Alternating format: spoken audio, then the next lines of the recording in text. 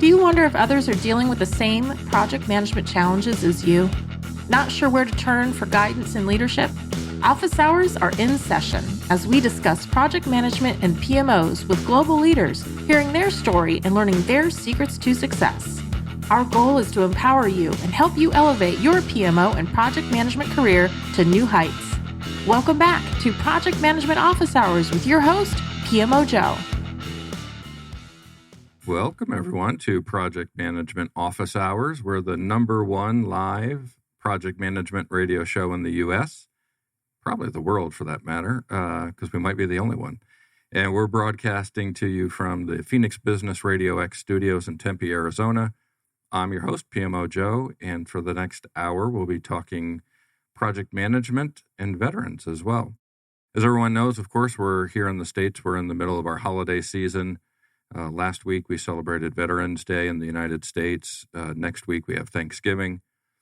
And every year on this show, we always dedicate a episode in November to veterans. And we would love, to hear their story and make sure that we're honoring them. Veterans Day, of course, is an important holiday as it unites all of us on a single day to be able to honor our veterans. But really, we should be doing that every day, right? Every day, we should be honoring the service that they and their families, right? Because the military and their families sacrifice for all of us to defend our freedoms. And we shouldn't think of that as just a day within the year. So we want to shine the spotlight every year we do that, and we bring on veterans to hear their story and learn about their transition. So today we'll be talking with 3 veterans, and we'll hear their story. Before we jump into that, I also want to say thank you to the sponsors of the show, the PMO Squad and the PMO Leader. Reminder for everyone to go out and visit those websites and learn more about those organizations and how they can help your organization with project management. And of course, visit projectmanagementofficehours.com, the homepage of our show, to be able to see upcoming episodes, catch all of the previous episodes, of course, and learn more about the amazing guests that we've had on the show. So for today, very excited to have with us Cathy Christian, Art García, and Curtis Brown. Welcome all of you to the show.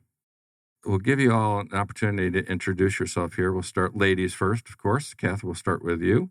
If you can take a moment just to introduce yourself and let everybody know a little bit about you. Georgia, thanks. And thanks for inviting me today to be on the show. I'm super excited to be here. My name's Cathy Christian. I grew up in central Pennsylvania, and, college was not necessarily not an option for me, but I had a hard time figuring out how I was going to get there in terms of cost.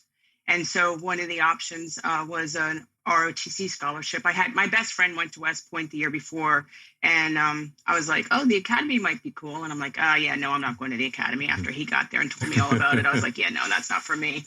So I got and received an Air Force scholarship, Air Force ROTC scholarship, and I went to Syracuse University. And it was just really probably one of the better decisions I've ever made. I had a great time, went into the Air Force. I wanted to fly, but I had problems with my refractive error.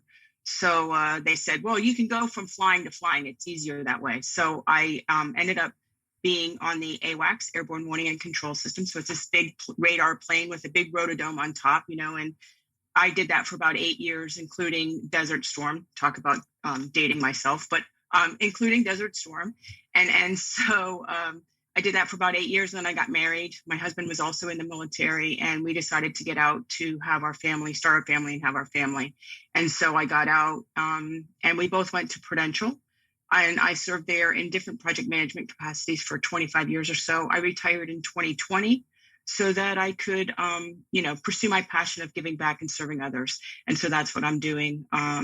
As some of you may know, I'm the vice president of VPMMA. We'll talk a little bit about that in a little bit. And I also volunteer for some other nonprofit organizations serving veterans, and then for some organizations in my local community. So awesome. Well, thank you so much for your service. And as one of the co-founders of VPMMA, of course, thanks for the service in our nonprofit organization as well. Art, next up, your turn. A little introduction, if you would. Howdy, everybody. I'm Art García. I'm born and raised San Antonio, Texas native. a fighting Texas Aggie. I went to A&M Electrical Engineering School, Air Force ROTC also. I joined the Air Force back last century, and I was career project manager, research and development. I worked on fighter jets and bomber jets and cargo jets.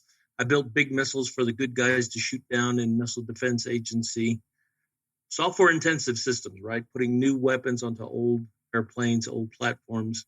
And my last job, I was teaching project management, federal acquisition, federal contracting at Defense Acquisition University there in Fort Belvoir, Northern Virginia.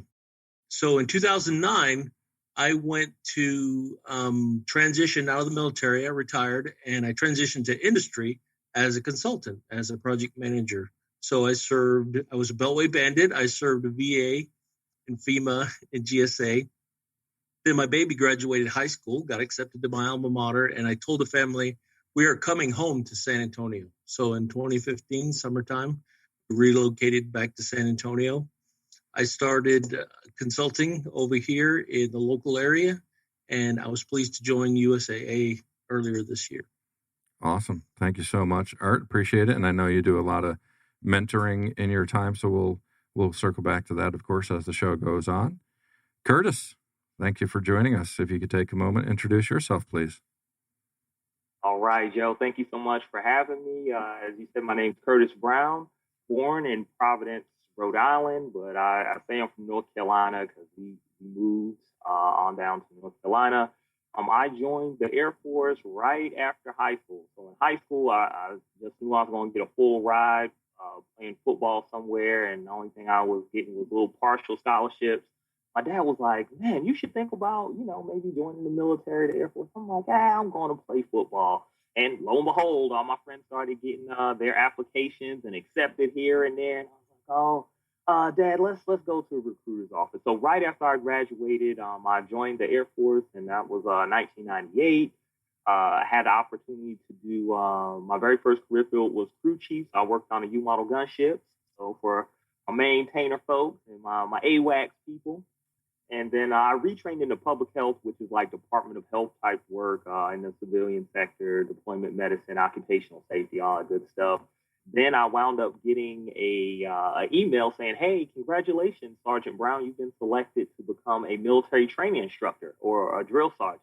So at that point, I was already 17 years in. I was a master sergeant / E7. And I was like, man, my trajectory, I just knew I was about to be moving into more of a leadership type of role. But I wound up here at Art's home, San Antonio. So I was right at Lackland as a military training instructor.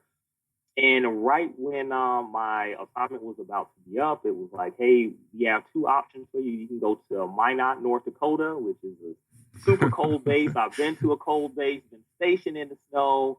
I was like, no, thank you. And the other option was Canton, New Mexico, which we were like, we've had a good time. And so I opted to retire in lieu of accepting those orders. So yeah, at that point I had a decision to make. I was like, let me see what certifications are available. And luckily I was able to find out about a free program on with Opportunity, which I'll get into some of that a little bit later when you ask some questions, and get my PMP rolling. And I wound up becoming a PMP instructor for a company called Dynamic Advancement, and had the opportunity to go over to England and teach some classes in Japan as well. And now currently I'm working for DHA as a contractor doing project management stuff. So that's my journey. Awesome. Again, thanks all of you for your service. Air Force, we didn't plan it that way. It just happened to turn that way. Also, I'll take a moment here. I had mentioned the PMO Squad earlier as one of the sponsors of the show. Just last week, we received the Platinum Medallion from the Department of Labor for the Hire Vets program. Only one of 8 companies here in the state of Arizona to get the Platinum Medallion. So we're proud supporters of the military and hiring and retaining our veterans and putting programs in place to support them. So there's a little pat on our back. It's always good to be able to promote the good work that we're doing out there in the community. What we like to do on this show, of course, is tell stories, right? And understand the experiences that you've been through. And you guys just alluded to that a little bit within your introductions, of course. But Art, I'll come over to you first and just say, tell us, what was your transition story like? How did you get from Air Force active duty into a project management field, right? Because a lot of people out there are struggling to be able to understand what comes next after service. What was that like for you? So funny you should ask, Joe. I had pretty much the exact opposite story of what I hear a lot out there from my mentees. I was inside the National Capital Region Beltway, right? And I just come out of Defense Acquisition University teaching project management, steeped in that project management, federal policy and procedures. So I walked into one of those military job fairs, right? I had my little DAU business card. It had the bright red letters on it. And people were coming up to me.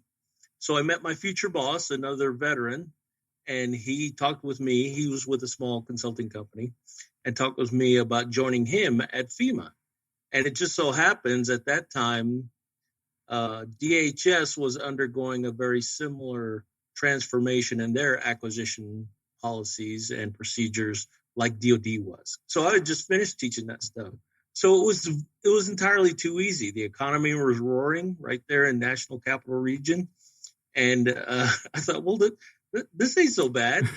And then I transitioned back to San Antonio.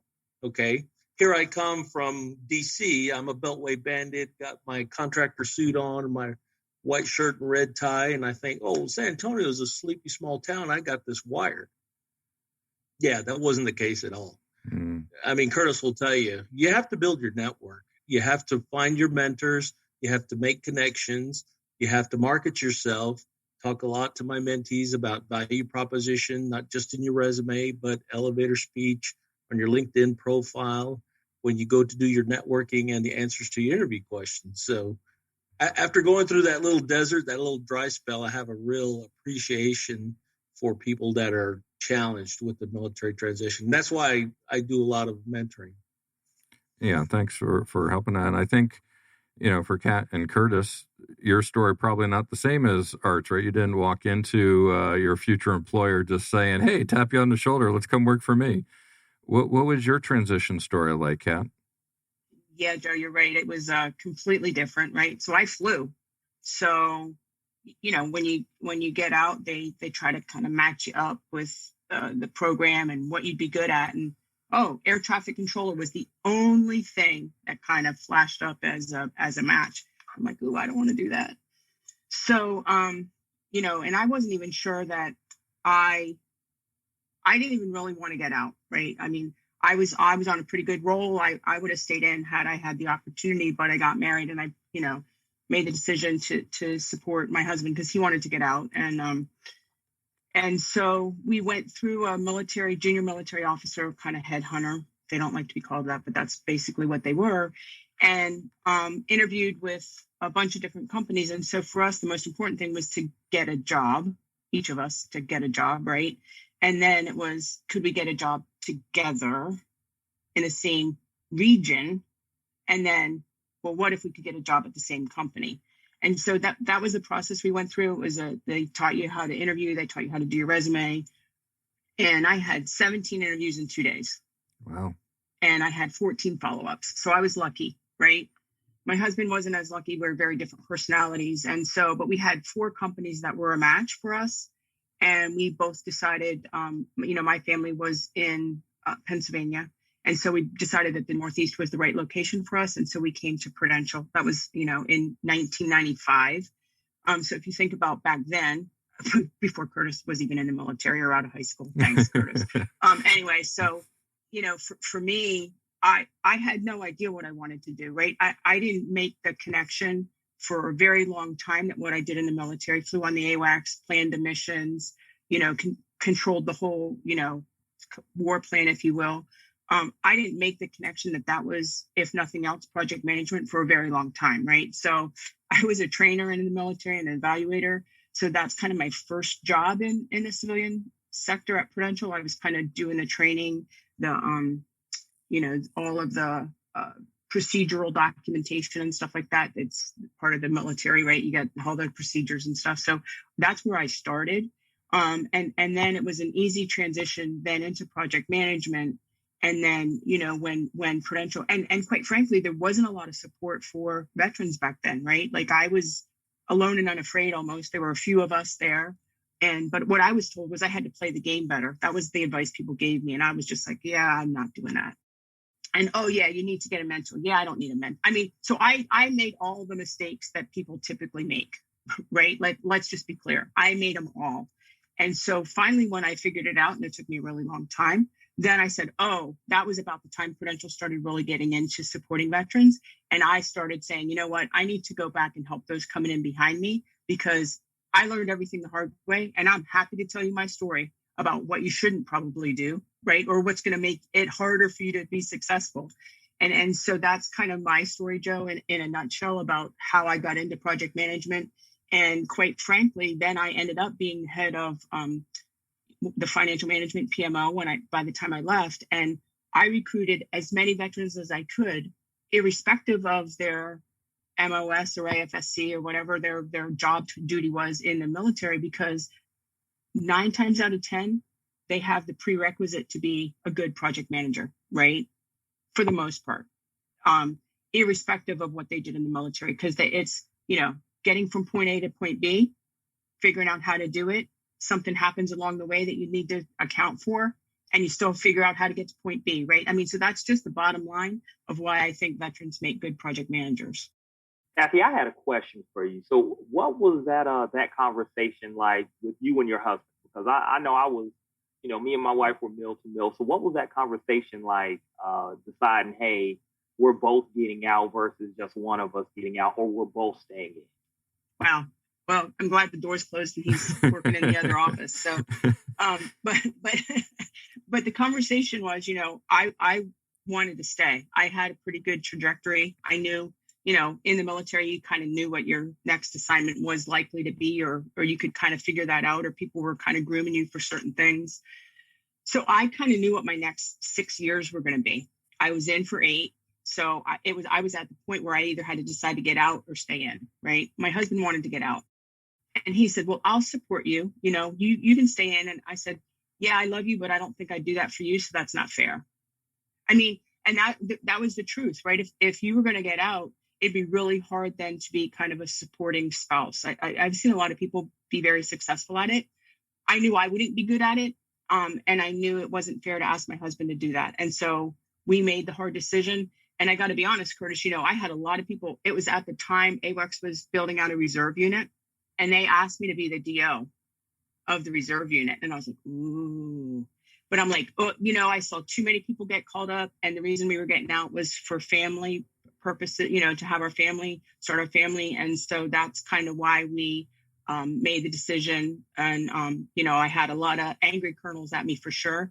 But I was just like, sir, I had to do it for my family. And so I hope you understand that. So did that answer your question? Yeah, definitely. Yep.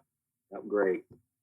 Yeah, I wonder if you found one of the same things that I did, in that communicating and that connecting and that mentoring, you're building your network, and the person you help today may be the person that helps you tomorrow. Did you ever see that happen? Oh, 100%. 100%, right? Like, so I feel like you have to be honest and you have to be a little vulnerable. And I feel like from a veteran to veteran perspective, that's a bit easier, right? Like I'm more vulnerable with veterans typically than I am with, just somebody off the street, if you will, right? So that's why I think it's easy for me to kind of guide people and help people. And, that has happened many times, right? You help each other out. Like, and you don't even know it at the time. And you don't even recognize probably, I don't know, Art and Curtis, if you've had this experience, right? You don't even recognize what you're doing, how helpful and impactful that is to the folks that you're helping out, right? Because to you, it's just a conversation. To you, it's just a natural thing that you're doing. And then when they come back and tell you what an impact it was, you were like, oh, well, you had no idea. Yeah, definitely. I went through that exercise a few years ago. You're reaching out to people, you're having conversations, maybe you're buying them lunch or dinner, and you never hear from them again. And then all of a sudden, oh, he's got some big job. Okay, well, and there's no thank you. There's no, hey, appreciate you or nothing like that. And you're like, well, why is it exactly then that I'm doing this? Am I doing it for me so that I feel better? Am I doing it for them so they get helped along? And so that's why I decided, you know what? I'm not going to wait for thanks.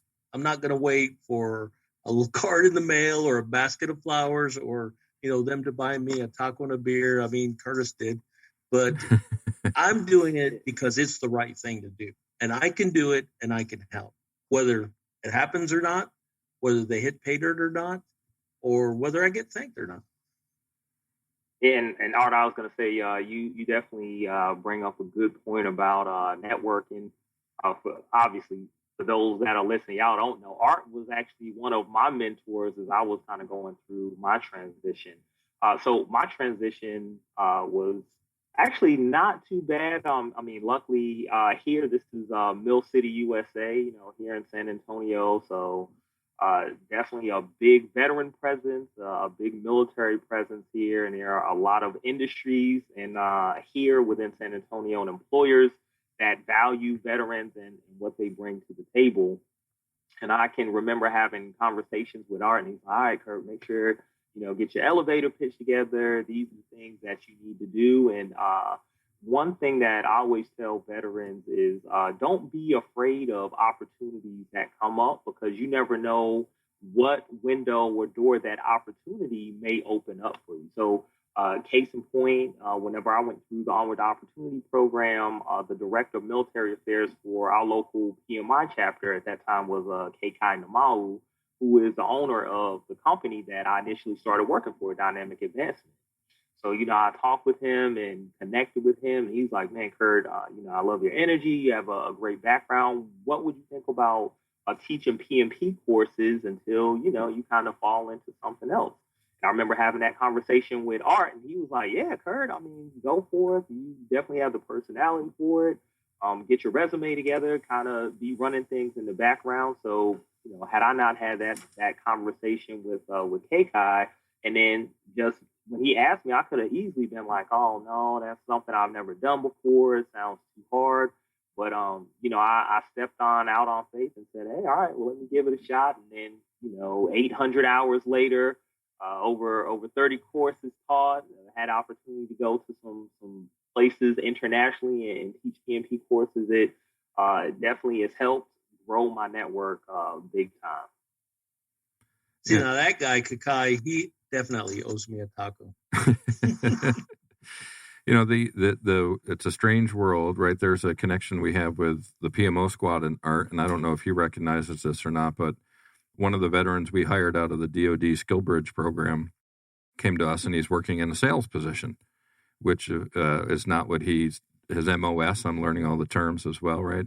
He was in the healthcare field within the military, and he had reached out to USAA and connected with Art, and he had afterwards shared how he was getting mentoring from Art, while he was trying to do inroads and do sales to be able to get into USAA as a client. So Art, kudos to you for taking an opportunity to see a newly transitioned veteran in a role that he's probably not very comfortable at all, but he's doing his best. He's working hard and he's making good progress. And for you to be able to step in there and help him through that process as well. Very cool. I'm so happy to hear that. Hey, Joe, I think one of the things, that depending on where you are in your company or not, right? I think one of the opportunities that you have is to give other folks opportunity, right? Other veterans coming behind you opportunity. So let me give you an example of what I mean by that, right? I had the opportunity to work with a program and bring on somebody that was he was a first shirt, so he was a first sergeant, right? It's like, I can't be a project manager. I'm like, are you kidding me? You're probably going to be a great project manager. All the stuff you deal with on a daily basis. Oh no, I don't know. I'm like, I said, just try. Just try. I'll help you. I'm there for you. Whatever. So he came in and he was great. He was working on something for me, and he was just really, really good. And we were on this really high pressure, high visibility project. And I'm like, you're going to brief the senior leadership team. He's like, I can't do that. I said, of course you can. I said, I'm going to be there. I said, if you get caught up, I'll step in, whatever. We can practice. We can go over what you should talk about. I mean, whatever, it's fine. But he actually did that. And like 6 months later, they stole him off of my team onto their team. So, but it was about, giving him the confidence he needed to be able to step in there, giving him the support and direction, and then letting them go. And because a lot of times I think when the veterans come in to a company, they're a little uncomfortable, right? They don't know what they don't know. They don't know what they're doing. And so if there's somebody there that if you're there and you can support them, and this goes for veterans to veterans or civilians to veterans, whoever, right? You have to be able to talk to that veteran and make them and coach them and help them feel comfortable in the environment, and then give them those opportunities that they're not going to seek out for themselves, and they'll shine. You just got to give them the chance. That's been my experience. I don't know, Curtis or Art, if you have that same experience or not, or Joe, even, right? Yeah, Cathy, I was going to say, you hit it on the head. This is one of the reasons why, PMI, the Project Management Institute, loves veterans to become project managers. Because what you get with the veteran is you have somebody that already knows how to take ownership of it. So even in Cathy's example, that first shirt may have been a little hesitant, but once he took the stick, he already has had leadership opportunities before. He knows how to communicate. He knows how to brief. He knows how to take ownership of a program or a project. So this is one of the reasons why PMI loves having veterans come on and obtain, not only, the PMP, but the PGMP and the PFMP as well, because with veterans, what you get is somebody that already knows how to be on time. They know how to manage people. They know how to facilitate, how to coach, how to mediate, all these different things that you do as a supervisor while you're in the military, right? These skills that a lot of times that we take for granted, a lot of times people like to call them soft skills. I like to call them essential skills, because you have to be able to communicate. I don't care what environment that you're in. I don't care if you're an IT person that just wants to be behind a computer creating code. At some point, you have to be able to communicate, and those essential skills are definitely a big part of that. And with being a project manager, you have to be able to do those things. And these are things that veterans learn how to do, whether they're, home or whether they're in a deployed environment, even having those conversations with the family about having to deploy, like all of these different things that you have to navigate. So all of those experiences build to help make you a ready-made project manager, whether you already have the credential or not. Yeah, and as the civilian in the room, right? What I do, and I compare this, because we hire people just out of college, we hire people just out of the military. Craig Jones was on our show last year. He's also over at USAA, Purple Heart veteran, and Marine was here talking about his experience and said, listen, at 18 years old, you may be in charge of 50 people, multi-million-dollar worth of equipment, and you're getting an education. It may not be from a university, but it's an education in leadership. It's an education in prioritization. It's an education in emotions and motivation. It's an education in budgeting. You're getting an education. So do you want an education from a university out of a textbook? Or do you want an education from real life experiences that may have been life or death situations with billions of dollars of equipment at stake, right? How does that translate with you? Again, that's my civilian perspective. I'm assuming maybe you're slightly biased because you're all veterans on this, but I think the experience is worth more than just and it doesn't have to be one or the other, right? It still can be an and situation. But how do we properly evaluate and weigh the experience from the military to a degree that you get from a university? Yeah, if I could jump on that one, piggybacking on what was said earlier about entering into a civilian company from the military. And I give the DAU answer, right? It depends. Not all companies are the same. One of the things I tell my mentees when it comes to interview them as much as they interview you. The worst of all possibles isn't that you didn't get the job. The worst of all possibles is you got the job, and 3, 4, 5 weeks later, you figure out, oh, you know what? I'm in the wrong place. And now everybody has to start all over again. And nobody's very happy about that. And the kinds of things that you're talking about, I understand are skills. They're skills that can be learned. Just like sinking a 15-foot putt, frying a steak, casting a fly rod. You didn't know how to do those at the beginning, but with mentoring, with training, with study, with practice, you can master these skills. And that's what I talk to my mentees about. And just for the audience, Art is going to step away a little bit earlier before the show concludes today. So as we still got a lot of time, obviously. We're only about halfway through the show. But as we get closer towards the end, if we're not hearing from Art, it's not because we stopped talking to him.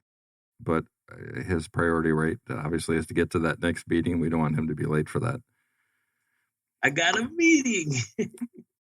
Curtis, so piggybacking on what you were asking or talking about, right, in terms of the skills you get out of the military versus a college education. So, you know, the skills that you get out of the military, I would say, at least from my experience and those that I've seen it come after me, are the practical kind of life skills that make you mature and able to adapt and be resilient, right? Sometimes you get that in college, but that wasn't my experience in college. You know, it was more about you did what you had to do. Well, you did what you had to do to get through. That's how I approached college, right? And right, wrong, or indifferent. But I feel like I learned a lot more about who I was and what I brought to the table, you know, what was really important in the military than I did in college, if that makes sense. Yeah, absolutely. You know, one thing I want to make sure we get a chance to talk about, obviously, as co-founder of VPMMA, I'm proud of the work we're doing to mentor veterans, but I know we're not the only group out there.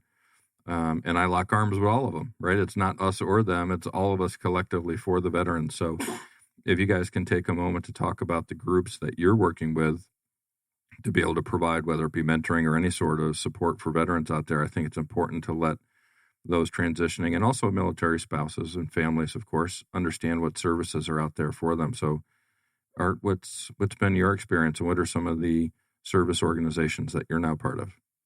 Well, I definitely follow, join, and support Disabled American Vets, American Legion, VFW. You know, they're very active, very big here in Military City, USA, San Antonio, Texas.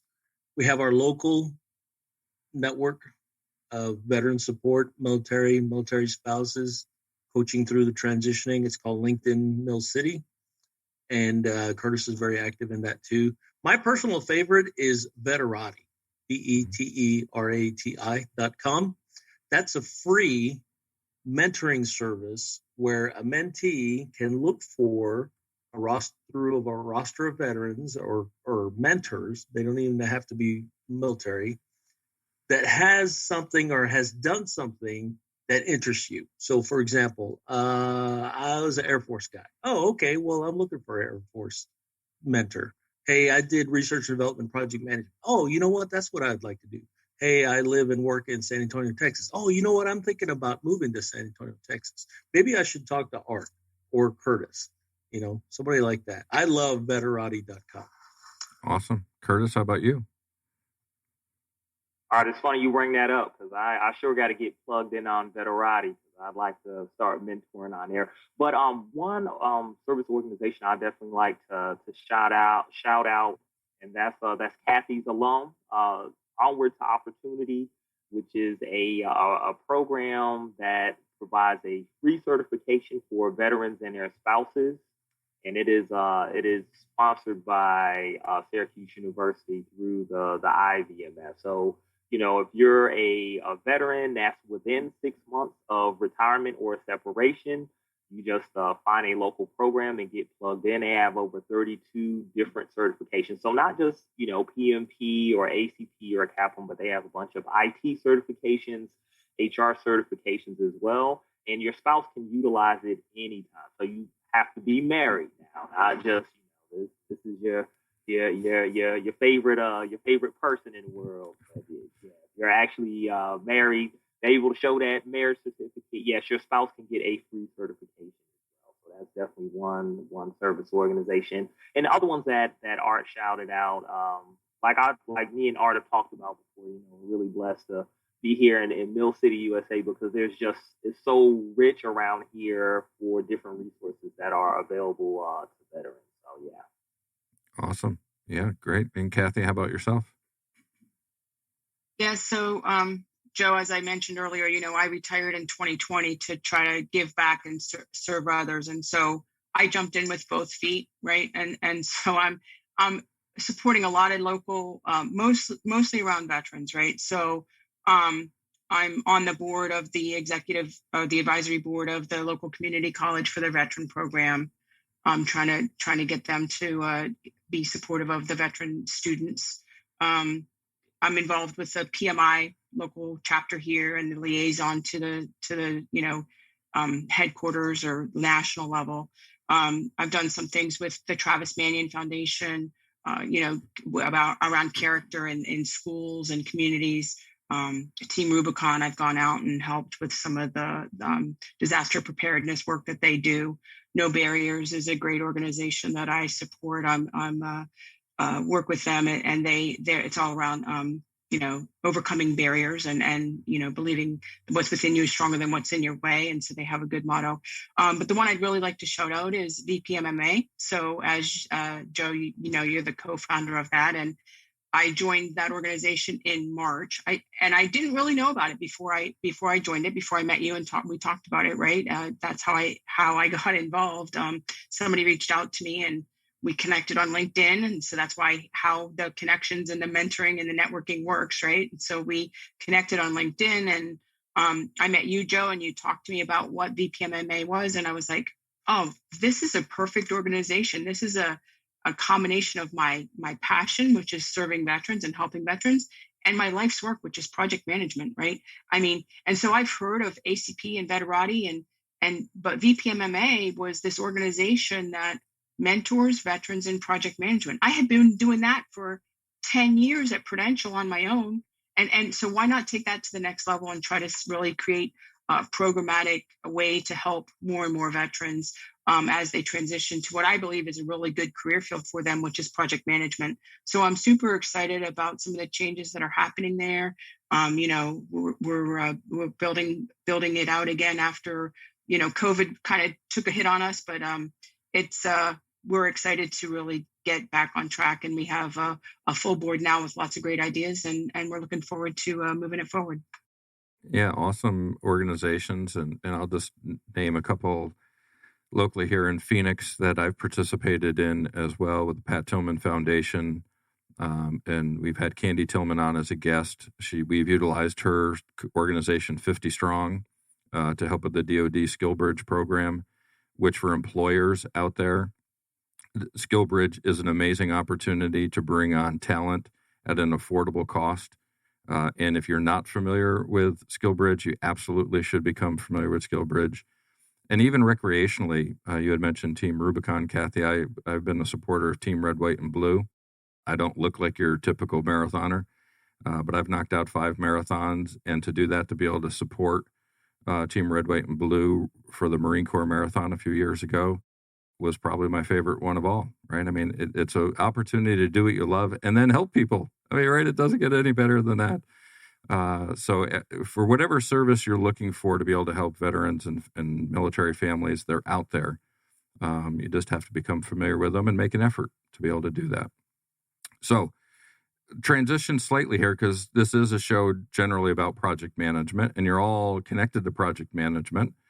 So I'll ask Art, what skills do you think are the ones that are best transferable from military experience into a project management career?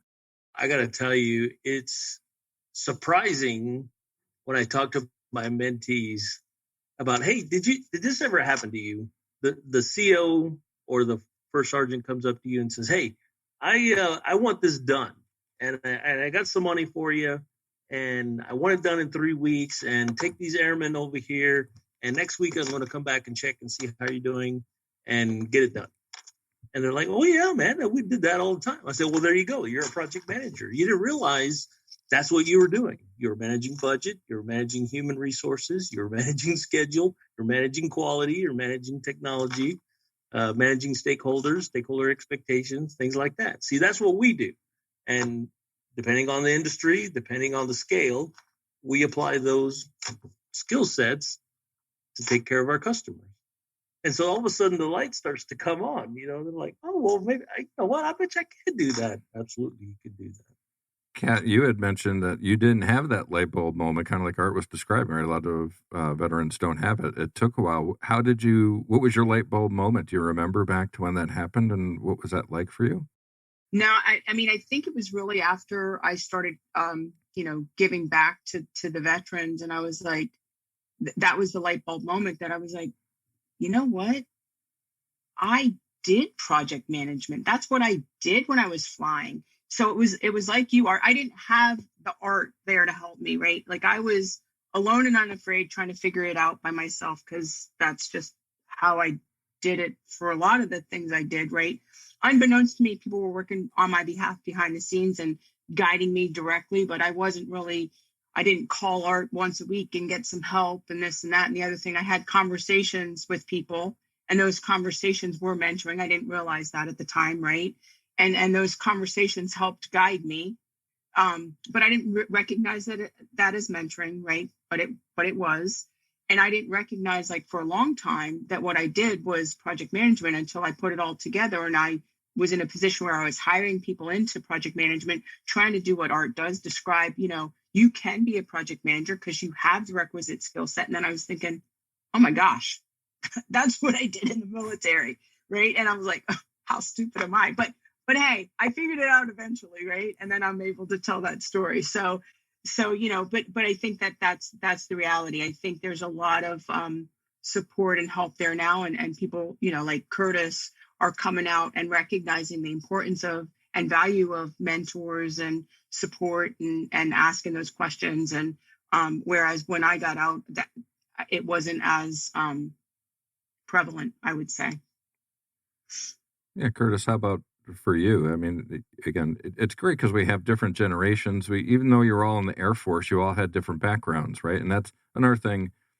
Daryl, the show producer, and I were talking before the show, and he was saying, I didn't realize there were so many jobs in the military. And having a son who just recently went through boot camp, right? And they put 92 potential Navy jobs in front of you. Pick one. It's like, yeah, there's a lot of jobs, right? It's not just flying planes and shooting warheads, right? Curtis, how did you make that connection to project management?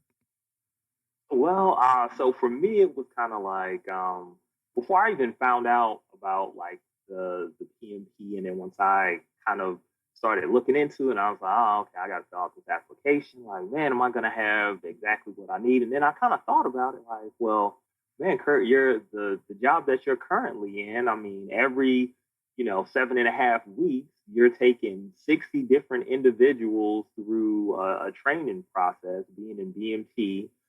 You're taking these civilians that have zero knowledge about the military, and then 7.5 weeks later, they're marching down the bomb run, and they're graduating, and then they're going on to their technical training. I'm like, man, that's a project in itself. Then I thought about, okay, well, you've done executive officer duty before. Every time the commander was like, hey, Sergeant Brown, I need X, Y, Z done, that's a project. As Art said, you're dealing with schedule, you're dealing with costs, you're dealing with the scope, i.e. the work of what needs to get done. So that's when it really made the connection for me. Like, man, almost everything that we do in the military is like a project. We just don't think about it from, that vantage point. We don't think about it from, the vernacular or from the language of PMI speak, but with the project, definite start date, definite end date, you're delivering a unique product, good, or service. That's a project. So I always tell my students, hey, you deployed before. What are some of the things that you did while you were deployed? And they're like, oh man, well, that was the project. EPR, OPR season, when it comes time for evaluations, oh, that is a project. When the commander said, hey, I need you to run commander's call, as Art alluded to, oh, that is a project. So many different things that, we do throughout our military career and things that we've done in the past are considered projects, and we just don't necessarily think about it. So I think a lot of times it's about just kind of trying to get people to change their aperture, right? So I'm sure Cathy and Art can attest to this from mentoring different people. A lot of times when we're in the military, like our aperture is like this, but it's about, okay, how can I get this person to open their aperture, kind of think outside of the box? What are the things that you've done? And when you see the light bulb go off, and I'm sure, Cathy and Art can attest, that's the beautiful thing about mentoring, right? So when you see the light bulb go off, then when you see their confidence grow, and it's like, man, okay, well, that is a project. Because one of the things that, we always said in basic military training, coming from the instructor background, is first you have to build confidence, and then competence is going to build confidence. And once you have confidence, then you're going to get commitment. So those 3 C's. Once you get those 3 things in order, and that's something that we did in basic military training, right? Because, when somebody comes in, they don't know anything. So you have to build that competence, and then you're going to build confidence. And when you have confidence, you get committed to whatever you're doing. So that's one of the things that, I saw throughout my military career, and then just transferring that over into project management, thinking about, okay, well, Kurt, a lot of the things that you have done have been considered projects. So now change your aperture, change your mindset, and apply those same concepts to whatever job that you may be doing for an employer. Great question. Yeah, so through VPMA, we get a lot of interaction with veterans, and consistent common feedback we get is, I'm just stuck and I don't know what to do, because for the past 4, 8, 12, whatever number of years, my assignment was given to me. I don't know how to go figure out my next assignment when it's unknown. What advice do you have for those veterans that are kind of stuck in that point of, I'm not being told what to do, so how do I figure out what to go do? Yeah, that's why when we started off the first question, I feel like I was a unique case, because I just stepped right in from my blue Air Force suit into my blue, Beltway Bandit suit. And there's a lot of people that are terrified of taking 100% control of your life, your career, your job, your livelihood, your income, because in the military, a lot of that is just taken care of for you. You're told where to go, what to do, what to wear, what time to be there, what time to quit, what good looks like, and all that kind of stuff. And that's why I tell a lot of my mentees, you didn't know how to march before you were taught. You didn't know how to shoot the weapon before you were taught. You didn't know how to do your job until you were taught. Well, these are just skills that you can learn and you can teach. That's why it's important to find a mentor. Art, you put yourself on mute by accident. That interests you. And that's why you should go look for that person and talk with that person. And not just one person, a few people. Sorry about that. Yeah, great advice. I mean, Kath and Curtis, jump in. Same question, right, for you guys. I mean, what's that advice for somebody who just doesn't know? Like Art said, I've been told what to do. Now I got to go figure it out myself. My advice is really to kind of take the time and do some introspection, right? In terms of what do you really want to do? What's your passion, right? Because you could have been in the military for a very long time and been told what to do and not really enjoyed it, right? I mean, and that's okay. You did it. You probably did it well. But I feel like a lot of people are working for the paycheck, and there's a huge advantage to be gained if you're doing something that you enjoy. So I would say go ahead and try to help yourself by figuring that out a little bit, figuring out what really drives you, and then how can you market that to be able to find a position that aligns with what you really want to do. Take the time to learn that for yourself. And sometimes you're not going to have that opportunity, right? But learn it and then position yourself to get there eventually, right? Because I feel like once you get there, it's night and day once you're doing what you love. Yeah, Cathy, you definitely hit on something about just really trying to find out what is your passion, what do you enjoy. I mean, I'm looking at the time and I'm like, man, our conversation is almost already up. Like, I love this. I enjoy having these conversations.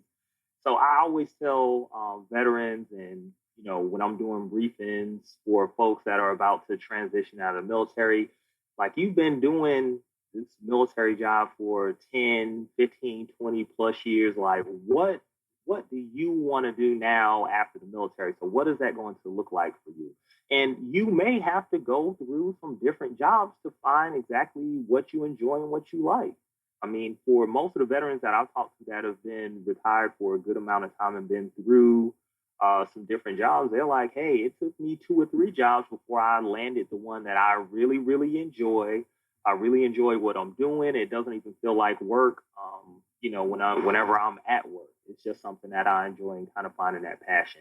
The other thing I would say is as folks are transitioning out, hopefully, you don't wait to the very last minute. You're not waiting until 6 months. You want to start thinking about these things 2, 3 years out. I mean, even to the point, hey, where do we want to live when we retire? Because cost of living is going to be different. Different states provide veterans different types of benefits. So these are all things that you want to be thinking about as you're about to make your transition from, being a military member over into working into the civilian force. Yeah, and let's flip this a little bit. There's over 200,000 veterans coming out of the military each year. And not all of them are project managers, but most of them or some of them could be. So we just asked about the advice or tips for the PM. How about for the organization and for the PMO leader who's looking to bring on staff? What's the advice for them to be able to give them the opportunity to bring in highly trained, highly skilled, competent, effective leadership and talent? And Art, I know you're going to be leaving soon, so I'll let you go first on that one. Okay, so you saved the best for last. I think that's the toughest question. I haven't really dealt with that question, right? There are enough people in the civilian workforce that are not familiar with the military, have no idea what military people did in our careers, and all they know about the military is what they see in movies and on TV, and sometimes they're kind of scared of that. And so I guess one of the things I would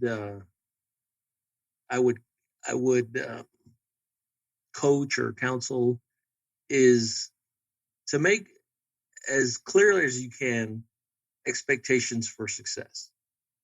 In the military, we work as part of a team, and success is we accomplish the mission.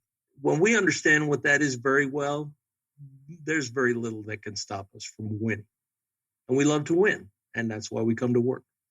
And so the clearer you can make that definition of winning or good or quality or success, I think the better that you'll find that they do. Yeah, and I obviously not trying to stump you guys on that question, but I think this is the silver bullet, right?